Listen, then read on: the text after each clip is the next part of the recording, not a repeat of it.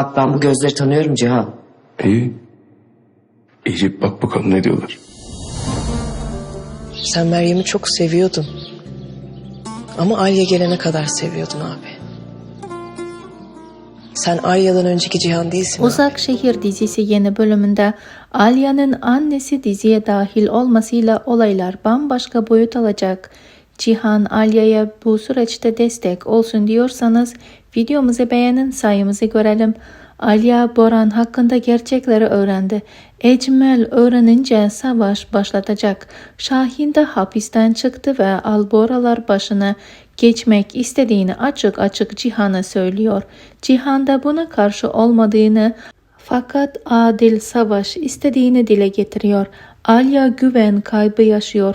Cihan'a bundan sonra kolay kolay güvenemez hale geldi. Bu süreç Cihan'ın Alya'ya aşk itiraf edene kadar devam edecek. Yakında silahlı çatışmalı sahneleri karşımızda olacak. Bu çatışmada Cihan yaralanacak. Alya ise Cihan'ı kaybetme korkusu yaşayacak. İlk öpücük sahnesi de karşımızda olacak. Çok güzel romantik sahneler bizi bekliyor diyebilirim arkadaşlar. Peki sizler dizi hakkında neler düşünüyorsunuz?